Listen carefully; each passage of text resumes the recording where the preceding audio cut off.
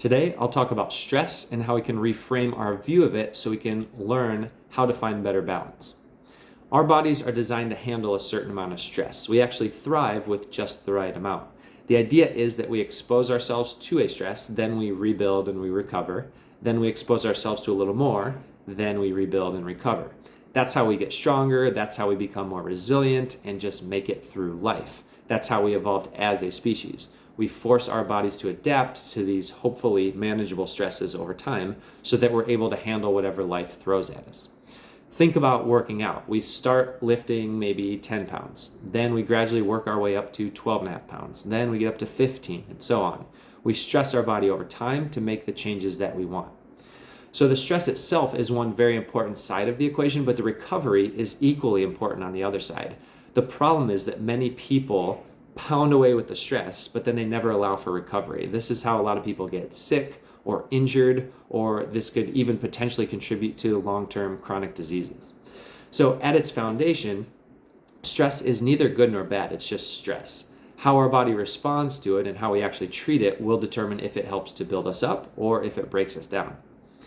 When it comes to our health, we need to look at the total stress our bodies are experiencing. We each have a point at which our recovery can't keep up with the stress load, which would be a tipping point. This is when our body says, enough is enough. A common symptom would be maybe getting injured or getting sick, like an upper respiratory tract infection, like getting a cold. We get exposed to cold virus all the time, but we don't always get sick every time. When our body is strong and healthy, when our immune system is strong and healthy, we have a good defense. We can fight it off. But if we're in a weakened state, an overstressed state, we're much more prone to experience all those annoying symptoms and end up with a legitimate cold that makes us feel like crap for a few days. So how do we avoid this tipping point? As much as we try, we can't control all stress. But we do have control over a lot of aspects of our health, like our exercise habits, sleep habits, nutrition, hydration. If we take care of these things the best that we can, our body should be able to handle the other stresses more easily. So we need to help the rest of our body out by taking care of the things that we can control. So a few things that you can control, as mentioned, exercise consistently or just move consistently. But we also don't want to go crazy with that where you are working super hard 7 days a week where you put yourself into an overstress state. So we need to find a balance with that. We also want to make sure we're getting pretty good sleep.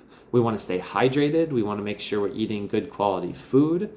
And we also want to spend a few minutes each day just taking a short break, doing some relaxing. Maybe it's some deep breathing, some yoga, some meditation, just some short break to take our mind off the other stresses that we have going on.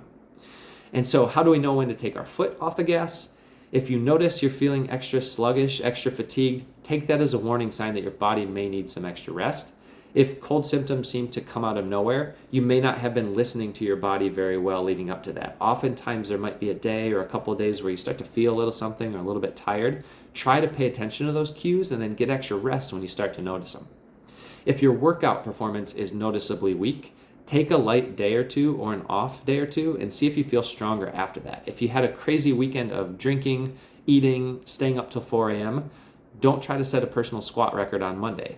Go for a relaxing walk or go for a short hike. You can still be active, but be nice to your body. It needs some time to recover so you can get back to your normal routine and your normal level of performance.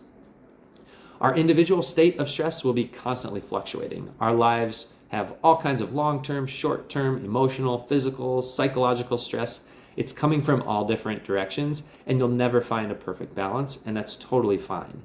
As mentioned earlier, our bodies are designed to adapt, but we want to try to keep things within a healthy range, a more manageable range. If you notice one area of your life is getting out of control, do what you can to control the other things that are within your power. And consider making adjustments in other areas to keep your total stress level to a more balanced, more manageable level. For example, maybe your workouts need to be a little bit lighter for a few weeks while you're going through a huge job transition or some relationship trouble. You need to be able to give a little in one area in order to take from another area. So just try to start having a better awareness of the big picture so that you can do a better job of keeping things in that healthy range. So as a recap, really just try to refine the skill of listening to your body. Evaluate how you feel each day, maybe first thing in the morning, maybe it's during your warm-up of your workout. Be mindful about aches and pains and fatigue.